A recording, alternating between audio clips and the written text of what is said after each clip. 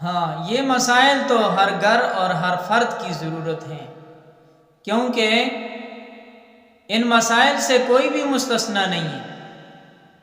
وجہ یہ ہے کہ ہم مسلمان ہیں، الحمدللہ ثم الحمدللہ، اور ہر مسلمان کے اوپر اتنا علم حاصل کرنا فرض ہے جس سے اسے حلال اور حرام کی پہچان ہو، اور بالخصوص ہماری جو 5 وقتہ عبادت یعنی نماز ہے، جو اللہ کا حکم ہے اور فرض ہے، اس کے مسائل کو سیکھنا بھی ہمارے لیے از حد ضروری ہے۔ اب اگر ہم ان مسائل کو نہیں سیکھتے، ان مسائل کی طرف توجہ نہیں کرتے، تو یہ ہمارا اپنا ہی قصور ہو سکتا ہے۔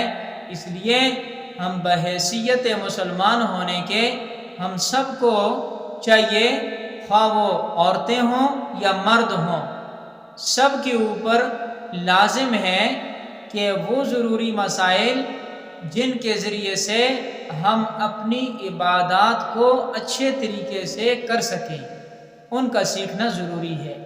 اب بہت سارے لوگ ایسے ہیں، انہوں نے ذہن میں یہ بات رکھی ہوتی ہے کہ خیر یہ مولوی حضرات اور قاری حضرات علماء ہیں، یہ مسائل سیکھ لیں گے کافی ہے، ہمارے تو سیکھنے کی ضرورت ہی نہیں ہے۔ ایسی بات بالکل بھی نہیں ہے۔ کیوں؟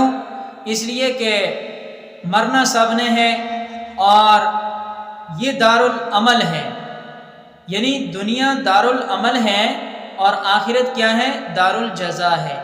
آخرت میں ہر کسی سے، ہر ایک سے حساب ہوگا کہ دنیا میں تجھے بھیجا تھا اور جس مقصد کے لیے بھیجا تھا وہ مقصد آپ نے اس کے اوپر پورے اترے ہیں یا نہیں۔ تو اس لیے مقصد جو ہمارا ہے وہ عبادت ہے۔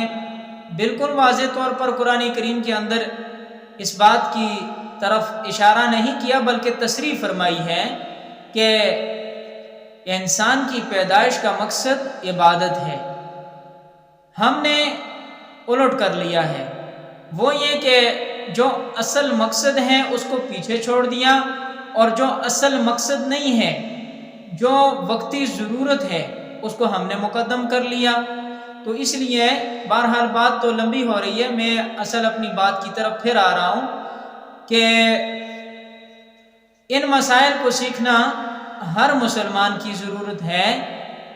بس وہی ان مسائل کو سیکھیں گے جن کو اپنی آخرت کی فکر ہوگی، اور جنہیں اپنی آخرت کی فکر نہیں ہوتی تو ظاہر سی بات ہے وہ ایک کان سے ڈالیں گے اور دوسرے سے نکالیں گے، کہیں گے بس ٹھیک ہے جی، اگر یہ نہ سیکھے بھی تو کوئی مسئلہ نہیں ہے۔ لیکن ان مسائل کے ساتھ ہماری عبادات کا بڑا گہرا تعلق ہے۔ اگر یہ مسائل ہم اچھے طریقے سے سیکھ لیتے ہیں، سمجھ لیتے ہیں، تو ہماری عبادات جو ہیں مقبول ہوں گی، مردود نہیں ہوں گی۔ تو ہم نے کوشش یہ کرنی ہے کہ ہماری عبادات اللہ کے ہاں مقبول ہوں۔ اس کے لیے بہترین ذریعہ یہ ہے کہ فقہی مسائل کو سیکھا جائے۔ تو سائل نے جو سوال یہ کیا تھا، جس کو میں سمجھا رہا تھا کہ نماز کے اندر آنکھوں کا بند کرنا کیسا ہے، یعنی نماز کے اندر آنکھیں بند کر دینے سے کیا نماز ٹوٹ جائے گی یا نہیں ٹوٹے گی، یا اس کے اندر اور کوئی حرج لازم آتا ہے تو وہ بھی بتا دیجئے۔ تو یاد رکھیں اس کے بارے میں فقہاء کرام نے تصریح یہ فرمائی ہے کہ آنکھیں بند کرنی درست نہیں ہے نماز میں۔ ہاں، وہ آدمی جو توجہ کی خاطر کہ ہماری توجہ بھٹکے نہ، اس لیے توجہ کو برقرار رکھنے کے لیے نماز میں آنکھیں بند کرتے ہیں، تو ان کے بارے میں بھی فقہاء کرام نے فرمایا ہے کہ افضل نہیں ہے کہ آنکھیں بند کی جائیں، افضل یہ بات ہے کہ آنکھیں کھلی رکھی جائیں۔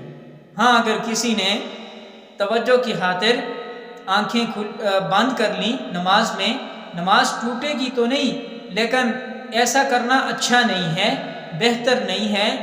اس لیے نماز کے اندر توجہ کو برقرار رکھنے کے لیے ہمیں چاہیے کہ ہم اپنی نماز کے اندر جو کچھ پڑھ رہے ہیں، جو کلمات پڑھ رہے ہیں، جو تسبیحات پڑھ رہے ہیں، ان کی طرف ہماری بھرپور توجہ ہو اور ہم سوچیں، انہیں سمجھیں کہ ہم کیا پڑھ رہے ہیں، ہم اللہ سے کیا باتیں کر رہے ہیں، ہم اللہ سے کیا مانگ رہے ہیں۔ تو جب اس بات کی طرف ہماری توجہ ہوگی تو پھر ان باتوں کی ضرورت بالکل بھی نہیں پڑے گی کہ ہم آنکھیں بند کر کے اپنی توجہ کو برقرار رکھیں، تو ان باتوں کی ضرورت نہیں پڑے گی، بلکہ ہماری آنکھیں کھلی رہیں گی اور نماز کے اندر کھلی آنکھوں کے ساتھ ہی الحمدللہ پوری نماز اچھے طریقے سے توجہ کے ساتھ شروع سے لے کر آخر تک ہم پڑھ سکیں گے۔